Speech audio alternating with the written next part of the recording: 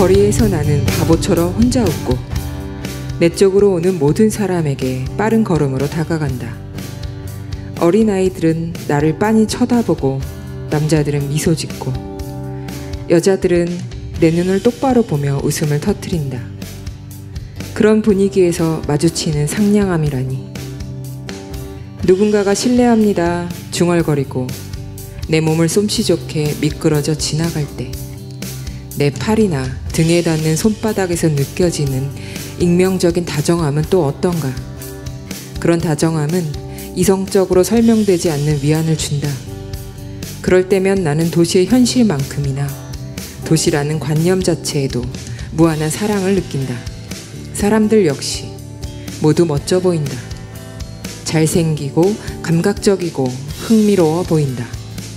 삶이 아낌없이 아무런 문제도 없이 흘러 넘친다. 에세이스트자 저널리스트인 비비언 고닉의 아무도 지켜보지 않지만 모두가 공연을 한다의 일부를 읽어드렸습니다. 때로는 세상 속으로 스며들어 타인의 삶을 공연처럼 바라볼 때가 있죠. 오직 타인의 삶으로부터 건네받을 수 있는 삶의 다양한 표정을 바라보기 위해서요.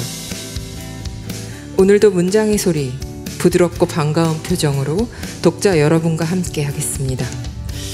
안녕하세요. 여기는 문학라디오 문장의 소리입니다. 네, 안녕하세요. 저는 DJ 시인 이영주입니다. 오늘 문장의 소리는 문학주간 2023년 소리채집과 연계하여 특별한 시간을 준비해 보았는데요. 우리 문학사의 소중한 궤적을 남긴 작고문인을 조명하는 시간을 꾸려보고자 합니다. 특별한 시간인 만큼 오늘 문장의 소리는 대학로 학전블루에서 공개방송으로 청취자 여러분들과 함께하고 있습니다. 오늘 1부에서는 작고문인 기영도 시인을 추억하면서 그의 문학을 바탕으로 새로운 희곡, 기영도 플레이를 엮은 창작 집단 독의 작가분들을 모시고 이야기 나눠보도록 하겠습니다. 2부에서는 곧 관객 여러분을 찾아갈 기영도 플레이의 배우들과 함께 또 다른 시간을 알차게 꾸며볼 생각인데요. 네, 지금 제 곁에는 두 분의 극작가님들이 기다리고 계십니다. 오늘의 손님 김현우 연출가님, 또 임상미 극작가님입니다. 반갑습니다. 안녕하세요. 반갑습니다. 네, 먼저 간단하게 두 작가님에 대해서 소개를 해드릴게요. 김현우 연출님은 연극 당신 이야기를 연출하면서 본격적인 활동을 시작하셨고요. 대표 희곡으로 붓다 마이 바디, 낮은 밤, 베르나르다 등이 있으면서 또 더 로스트, 말들의 집 등을 연출하셨습니다. 현재 창작 집단 독의 상임 연출을 맡고 계시고요. 옆에 계신 인상미 작가님은 연극 당신이 잃어버린 것을 시작으로 해서 창작 집단 독과 함께 작업을 하고 계십니다. 오늘 함께 이야기 나눌 희곡 바람의 집을 집필하셨습니다. 네, 제가 또 이렇게 학전블루에서 공개방송 진행하다 보니까 상당히 긴장을 해서 네, 정신이 하나도 없는데 네, 작가님들께 근황을 여쭈면서 약간 분위기를 유연하게 풀어가 보도록 하겠습니다. 요즘 어떻게 지내시는지 김현우 작가님부터 네, 좀 소개를 해주세요. 문장의 소리 두 번째 출연이시죠? 네, 제가 문학인이 아닌데 왜 두 번이나 출연을 했을까라고 혼자 생각을 하다가 마침 좋은 기회들이 이렇게 연달아 있어서 너무 감사하고 다행이라고 생각을 합니다. 저희 요즘 말씀해 주셨던 기영도 플레이가 10월 19일부터 대학로 아톤 시어터 3관에서 공연이 올라가서 지금 맨시어터 극단이랑 같이 하는 작품이라서 함께 연습을 하고 있는 중이고요. 얼마 전에는 시를 영상화하는 작업인 이미지 텍스트 아카이브 촬영이 끝났고 그리고 그 후반 작업도 같이 병행하고 있습니다. 네. 임상미 작가님도 근황에 대해서 간단하게 소개해 주시면 좋을 것 같아요. 저도 이제 10월 19일부터 시작하는 기영도 플레이 준비하면서 살펴보고 있고요. 개인적으로 이제 카피라이터 일을 하고 있어서 네, 열심히 일하면서 지내고 있습니다. 네, 두 분께 간단한 근황 여쭤봤는데요. 어쨌든 저희가 오늘 기영도 플레이랑 관련해서 이야기를 많이 나눠야 하기 때문에 먼저 기영도 시인에 대해서 소개를 하면서 시작해 보도록 하겠습니다. 기영도 시인은 1960년 3월에 경기도 옹진군 연평리에서 3남 4녀 중에 막내로 태어났습니다. 1985년 연세대 정치외교학과를 졸업했고 졸업 직전 중앙일보사에 입사를 해서 정치부, 문화부, 편집부 등에서 기자 생활을 했습니다.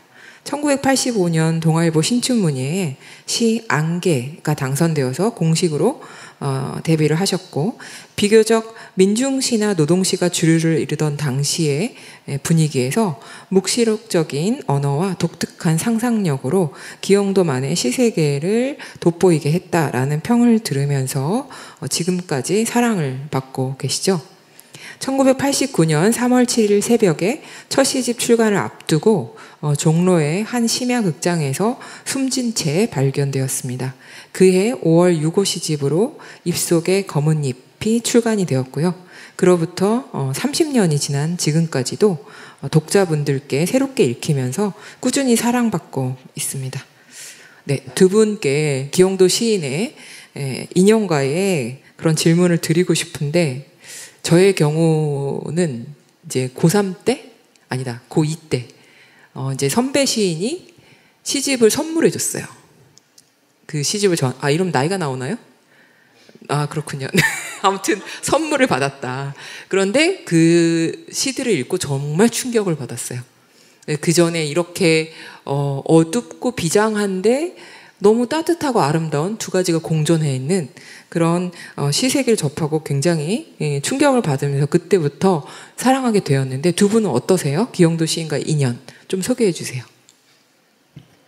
사실 이 질문을 제가 사전에 받고 제가 언제 처음 기영도 시인을 접했는지 좀 생각을 해봤는데 솔직히 잘 안 떠오르더라고요. 아마 20대 초반 언저리였었던 것 같은데 네.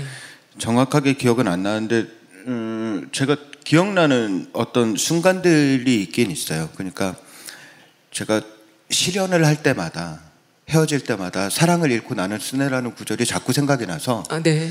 작가라면 써야 되는가 이 순간에 이런 슬픔을 딛고 써야 되는가 그런데 저는 못 쓰겠더라고요. 네. 그래서 나 작가로서의 자질이 없는 것인가? 라는 생각을 했었던 몇몇 순간의 기억들은 있습니다. 네. 또 임상미 작가님은?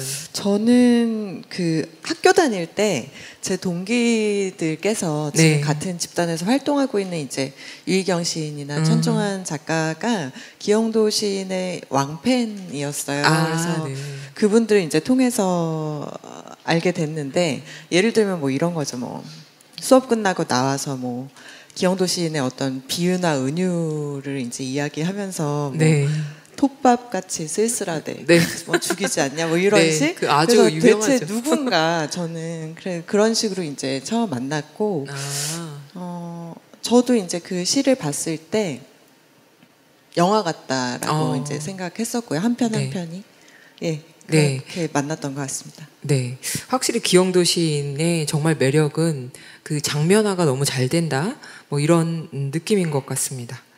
기영도 플레이에 대해서도 이야기를 나누고 싶은데요. 처음 기획은 어떻게 시작된 건지, 기영도를 또 선정한 이유도 있으실 텐데 좀 간단하게 소개해 주시면 좋을 것 같아요.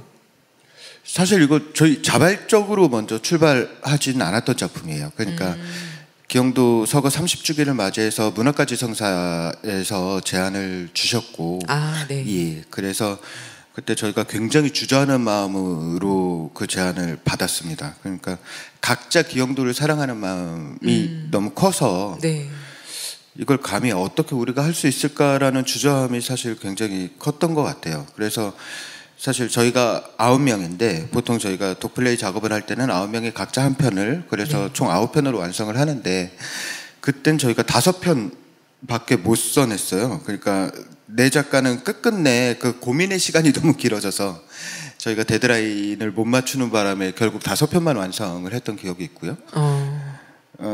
네, 그렇게 출발을 했고 그 다음에 이제 저희가 두 번째 희곡집을 내면서 그때 못 쓴 작가들 뭐 더해서 이제 8편으로 묶였고 요번에는 뭐 이따 다시 말씀을 나누시겠지만 요번에는 한 편을 더 추가해서 총 9편으로 마침내 완성이 된 완성본으로 공연을 올리게 됐습니다. 또 임상미 작가님은 이 기획에 어떻게 참여? 하시게 됩니까? 저는 방금 그 김현우 연출님께서 말씀해주신 것처럼 그 두 번째 이제 작품을 더 할 때, 네, 그때 이제 쓰게 됐는데, 뭐 기획은 그 기영도 그 30주년 문학가지성사 이제 출판사에서 기획을 하시면서 참여하게 된 케이스입니다. 네. 작년에 출간된 희곡집 팬데믹 플레이. 예, 8편의 기영도 플레이 작품이 수록되어 있고 이미 책으로 접한 독자분들도 계실 텐데요. 이번 공연에서는 고재기 작가님의 위험한 가게 1969라는 작품이 추가되었습니다. 이 과정에서 새롭게 추가된 부분들이 있는데요. 이런 소개들을 이제 지나서 임상미 작가님의 희곡 바람의 집부터 이야기를 더 이어가 보도록 할까 합니다. 기영도 시인의 시 바람의 집 겨울편화에서 출발한 작품입니다. 그래서 작품 하나하나 더 알아보기 전에 기영도 시인의 원작 시를 낭독을 해드릴까 합니다. 제가 해보도록 하겠습니다. 내 유년 시절 바람이 문풍지를 더듬던 동지의 밤이면 어머니는 내 머리를 당신 무릎에 뉘고 무딘 칼끝으로 시퍼런 물을 깎아주시곤 하였다. 어머니, 무서워요. 저 울음소리. 어머니조차 무서워요. 얘야, 그것은 네 속에서 울리는 소리란다. 네가 크면 너는 이 겨울을 그리워하기 위해 더 큰 소리로 울어야 한다. 자정지나 앞마당에 은빛 금속처럼 서리가 깔릴 때까지 어머니는 마른 손으로 종잇장 같은 내 배를 자꾸만 쓸어내렸다. 처마 및 시래기 한 줌 부스러짐으로 천천히 등을 돌리던 바람의 한숨. 사위어가는 호롱불 주위로 방안 가득 풀풀 수십 장 입김이 날리던 밤. 그 작은 소년과 어머니는 지금 어디서 무엇을 할까? 네, 제가 낭독을 해보았습니다. 저도 오랜만에 이렇게 낭독을 해보니까 다르게 읽히는데요. 임상미 작가님께서 이 시를 바탕으로 인물도 배경도 사건도 또 다른 희곡으로 작업을 하셨는데 좀 소개를 해주시면서 어떻게 이 시를 작품으로 올리게 되셨는지 배경도 좀 설명해 주시면 좋을 것 같아요. 네, 이번에 이제 공연하는 희곡 바람의 집의 내용은 그 바람이 숭숭 들어오는 아파트에 살고 있는 젊은 부부 이야기예요. 아, 네. 요새 그러니까 뭐 아파트 관련해서 이야기들이 많은데, 네, 그렇죠. 네, 그런 거를 생각하시면서 보셔도 되고, 이 부부가 그 바람이 숭숭 들어오는 아파트에 살면서 재개발을 계속 기다려요. 네, 거기서 이제 출발하는 이야기고요. 스포는 하지 않겠습니다. 네, 사실 집이 바람을 막아줘야 되는데, 네, 이 시에서도 그렇고, 그로부터 30년이 지난 지금도 바람이 집으로 드나드는 어떤 상황, 이런 것들이 되게 아이러니하게 느껴지기도 합니다. 김현우 작가님께서는 어떻게 읽으셨을지 되게 궁금한데요. 네, 예나 지금이나 우리 주거 환경이 굉장히 자연 친화적이다라는 생각을 했고요. 아, 네. 네. 그 시가 가지고 있는 정서와 임상미 작가의 희곡이 가지고 있는 정서가 사실 시대가 많이 달라지고 여러 가지 풍경이 달라졌음에도 불구하고 이렇게 맞닿는 지점들이 있어서 그런 부분들을 사실 좀 이제 초견 때는 좀 주목을 해보려고 했고, 저희가 연습하면서 사실 이 희곡 안에 숨겨져 있는 어떤 신경증적인 강박, 우리가 여러 가지 스트레스 노출되는 환경에 살고 있으면서 우리가 유일하게 쉴 수 있는 집이라는 공간에서조차 그 스트레스에 보호받지 못하고 있는 이 상황을 전부 다 감내하고 있는 이 캐릭터들의 이런 강박 같은 것들이 임상미 작가 희곡에 굉장히 잘 묘사되어 있어서 사실 시에서 갖는 바람의 의미와 조금 다르긴 해도 같이 또 다른 재미로 또 다른 발전된 모습으로 볼 수 있지 않을까라는 생각을 해봤습니다. 네,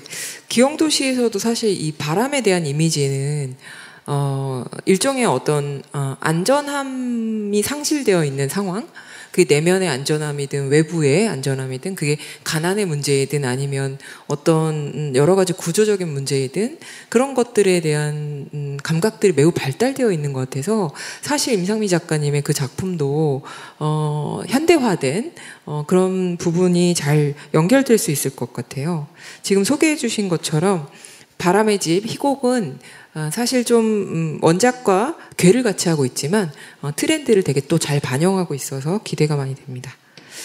제가 이번 방송을 준비하면서 작년에 읽었던 팬데믹 플레이를 다시 꺼내서 봤는데 그때 수록된 작품하고 좀 다른 부분들이 있었습니다. 그래서 이번 공연을 위해서 수정을 하신 것인지 궁금하기도 하고, 그래서 뭐 배를 쓸어 내려주는 장면이 추가됐다든지 아니면 또 남자가 여자의 배를 쓸어 내려주면서 다 지나갈 거라고 안심을 시켜주는 장면이라든지 이제 이런 장면들이 있는데 그런 게 스스로를 좀 안심시키는 장면 같기도 했어요. 근데 이 장면을 이렇게 수정하신 이유 같은 것들이 또 궁금해졌습니다. 희곡에선 또 퇴고를 어떻게 하시는지 궁금하기도 하고요. 네. 사실 바람의 집은 퇴고를 너무나 여러 번 해서 아 그렇구나. 예, 네. 퇴고가 되게 여러 번 돼가지고 저조차도 어떤 부분을 언제 고쳤는지 정확하게 기억에 있진 않은데 네. 그 배를 쓰다듬는 장면 같은 경우는 그 초고에 실려 있었던 장면이에요. 네. 근데 두 번째 이제 퇴고를 할 때 뺐었고 네. 세 번째 퇴고를 하면서 다시 이제 이번 공연을 하면서 넣었는데 네. 그거를 이제 넣은 이유는 그 원작 기영도 시인의 원작에 보면은 그 어머니가 아들한테 그런 말씀을 하시잖아요. 맞아요. 그 아들아. 네. 그거는 네 속에서 울리는 소리야. 네. 라고 이제 이야기를 하는데 우리가 보통 이제 생활하면서 속 시끄럽다라는 이제 말을 많이 하잖아요. 근데 저 역시도 이제 그 속 시끄러운 상황이나 제 안에서 뭐가 이제 일어나는 거를 많이 느낄 때가 있는데 그 배를 쓰다듬는 행위 자체가 그런 거를 조금 부드럽게 만들어준다고 생각했어요. 그래서 좀 부부가 같이 있는데 부부한테도 소위 이제 풍파라고 말하는 바람이 있는 거고 그게 이제 지나가면서 남편이 이제 좀 달래주는 느낌, 좀 예쁜 장면이라고 생각해 주시면 좋겠습니다. 네. 시에서는 어머니가 아들의 배를 이렇게 해주는 건데 이제 결혼해서 신혼부부는 서로의 배를 이렇게 만져주는 그런 얼마나 오래 갈진 모르겠으나 네. 그런 아름다운 장면이 섞여 있다고 합니다. 네. 김현우 작가님께도 여쭤볼까 하는데 먼지투성이의 푸른 종이 희곡과 관련해서 이야기를 나눠보도록 하겠습니다. 먼저 기영도 시인의 시 먼지투성이의 푸른 종이에서 출발한 작품인데요. 낭독을 먼저 들려드리고 이야기를 나눠보도록 하겠습니다. 제가 또 해보겠습니다. 먼지투성이의 푸른 종이. 나에게는 낡은 악기가 하나 있다. 6개의 줄이 모두 끊어져 나는 오래전부터 그 기타를 사용하지 않는다. 한때 나의 슬픔과 격정들을 오선지 위로 데리고 가 부드러운 음자리로 배열해주던 알 수 없는 일이 있다. 가끔씩 어둡고 텅 빈 방에 홀로 있을 때 그 기타에서 아름다운 소리가 난다. 나는 경악한다. 그러나 나의 감각들은 힘센 기억들을 품고 있다. 기타 소리가 멎으면 더듬더듬 나는 양초를 찾는다. 그렇다. 나에게는 낡은 악기가 하나 있는 것이다. 그렇다. 나는 가끔씩 어둡고 텅 빈 희망 속으로 걸어 들어간다. 그 이상한 연주를 들으면서 어떨 때는 내 몸의 전부가 어둠 속에서 가볍게 튕겨지는 때도 있다. 먼지투성이의 푸른 종이는 푸른색이다. 어떤 먼지도 그것의 색깔을 바꾸지 못한다. 네, 기영도 시인의 먼지투성이의 푸른 종이를 읽어드렸는데요. 이 시를 선택한 계기나 또 배경 좀 소개해 주시면 좋을 것 같아요. 일단 저희가 시를 한 편씩 고르는 작업이 이 작업을 할 때 가장 힘들었던 순간이었거든요. 네, 그렇죠. 네. 그러니까 이게 서로 사랑하는 시들이 겹치니까 겹칠까봐 이렇게 뭐 예를 들어서 유명한 뭐 빈집이나 질투 나의 힘 같은 작품을 선점하기 위한 눈치 싸움이랄지. 인기 제일 많나요? 역시 사랑시가. 예, 뭐 많이들. 그래서 일단 이 작품은 가장 그러니까 소위 기영도의 작품들 중에서 회자가 덜 되는 작품이었기 때문에 네. 경쟁률이 적지 않을까라는 생각을 현실적인 했지만 제가 실제로 그런데 20대 때 이 시를 좋아해서 이 시를 이렇게 외우고 다녔던 아주 짧은 순간이 있어요. 네. 예, 그걸 어떤 작업의 방편으로 써볼까 하고 그때는 왜 그러면 직관적으로 저한테 너무 아름다웠거든요. 네, 예술가시죠, 예술가시. 예, 네. 그래서 그랬던 적이 있었죠. 네. 네. 근데 일단 첫 번째는 직관적으로 저한테 아름다웠고 그리고 다시 시를 갖다가 살펴봤을 때, 그러니까 제가 서사 작업을 하면서 가장 좋아하는 말 중에 하나가 그럼에도 불구하고라는 네. 말인 것 같아요. 네. 그래서 어떤 지금에 와서 다시 딛고 설 수 있는 뭔가 텅 빈 희망일지라도 뭔가 볼 수 있다는 여지를 주는 뭐 그런 느낌을 찾고 싶지 않았을까? 네. 예, 뭐 정확히 모르겠습니다. 네. 질문지를 미리 받으셨을 텐데. 네, 그래서 제가 들어올 때까지 계속 생각을 했거든요. 왜 고른 거지? 그런데 네. 그냥 멋있었던 것 같아요. 네. 네, 김현우 연출님께 이렇게 농담을 할 수 있게 된 건 저도 약간 긴장이 지금 풀리고 있습니다. 진짜 궁금한, 개인적으로도 되게 궁금한 것이 있는데 작품을 기획하고 집필하고 또 공연을 올릴 때 가장 중요하게 생각하는 것이 무엇일까 이런 것들이 좀 궁금해져요. 오늘 이 자리엔 또 안 계시는데 2부에서 소개해드릴 소리의 뼈 작품을 쓰신 조인숙 작가님도 고민이 많으셨을 것 같은데 조인숙 작가님과 관련해서 조금 더 소개해 주실 수 있을까요? 예, 조인숙 작가님이 오늘 참석을 못 하셨는데 이제 2부에서 소리의 뼈라는 작품을 낭독할 텐데 이제 그 작품을 집필을 하셨고 네. 저희 창작 집단 독의 멤버이기도 하시고요. 네네 그렇습니다. 소리의 뼈에 대해서 네. 질문이 소리의 뼈에 대해서 소개. 소리의 뼈에 대해서 예. 네. 긴장이 저한테 올마왔나 봐요. 네. 조인숙 작가님이 보내주신 소리의 뼈를 선택한 계기와 희곡 착상 배경에 대해서 제가 대신 전달을 해드리도록 하겠습니다. 네. 시집을 다시 읽으면서 제일 먼저 들었던 마음은 기영도 선생님의 시에 누가 되지 않아야겠다는 것이었고 그 이후의 생각은 좋아하는 시를 만나는 순간들이 있었는데 과연 내가 그 시들을 잘 이해하고 있는 것인가 하는 이런 의문은 시를 읽을 때마다 항상 있었던 것 같습니다. 그래서 가능한 캐릭터나 장면이 정확하게 그려지는 시를 선택하려고 했고 시에 대해서 더 깊이 들어가서 확장시키는 희곡이 아니라 마치 시의 후일담처럼 그 후의 일을 약간 과장되게 상상하면서 완성했습니다. 네. 라고 보내주셨습니다. 네, 소리의 뼈 시 내용도 그렇지만 제목을 보면 소리 채집하고 또 어울리는 그런 포인트가 있는 것 같습니다. 너무 놀라운 상상력인데 소리에도 뼈가 있다라는 학설을 어떤 학자가 이야기한 이런 상상력으로 시작한 시로 제가 기억이 되는데 그런 것들이 되게 저는 그 감각이 놀라웠던 것 같아요. 이번 공연에서 이것만큼은 관객분들이 충분히 느껴주셨으면 좋겠다 싶은 작가로서의 바람 같은 게 있다면 좀 소개해 주시고 또 극장을 찾아주실 관객분들께도 한 말씀 부탁드릴게요. 두 분 다. 네. 임상미 작가님부터 부탁을 드리면 그 사이 긴장을 푸시면 될 것 같습니다. 네. 저 같은 경우는 사실은 기영도 시인을 좋아하는 분들이라면 네. 오셔서 이제 그 공연을 관람하시는 것 자체가 굉장히 이제 재미가 있을 것 같은 게 아까 김현우 연출님께서도 말씀하셨지만 저희가 시를 가지고 희곡화시킨 게 아니라 네. 그 시에서 나는 느낌이랄지 분위기랄지 그쵸. 이제 네. 톤 앤 매너를 작가 개인이 필터가 돼요. 네. 네. 글로서 이제 뱉은 작품들이기 때문에 네. 거기서 이제 오는 재미가 있을 거라고 생각이 되고요. 네. 너무 궁금해요. 네. 네, 그 재미를 9개나 느껴보실 수가 있어서 그 네. 점이 가장 장점이다라고 말씀드리고 싶고, 그리고 이제 훌륭하신 배우분들과 네. 훌륭한 연출님과 네. 그 좋은 감각을 가져가셨으면 좋겠습니다. 네. 그럼 김현우 연출님도. 네.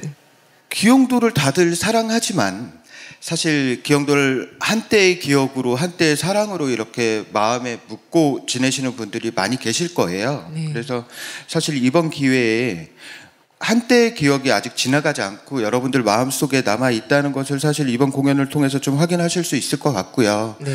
그리고 또 되게 많은 분들이 사실 기영도를 새로 접하실 수 있는 기회라고 생각을 합니다.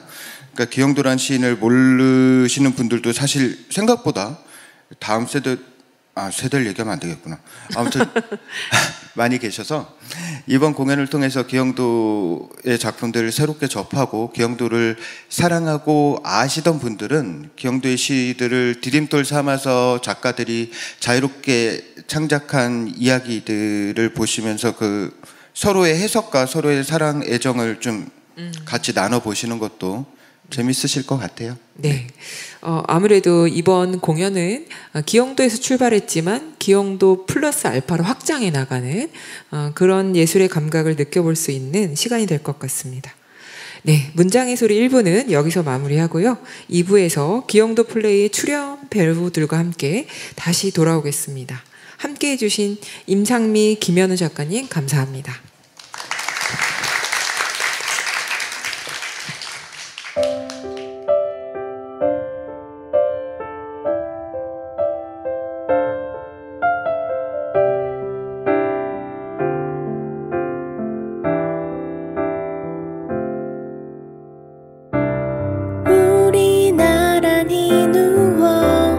은하수를 바라보면서 그댄 말이 없네요. 무슨 생각하고 있는지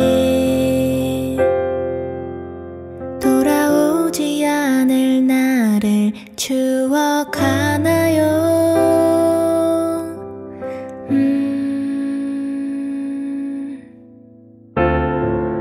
우리에게 다가오지 않은 내일을 두려워하나요? 지나버린 시간도 찾아오지 않은 시간도 모두 잊어버리고 지금만을 느껴보아요. 누구에게도 차마 얘기한 적 없었던 작은 비밀 하나 말해 줄까요? 문장의 소리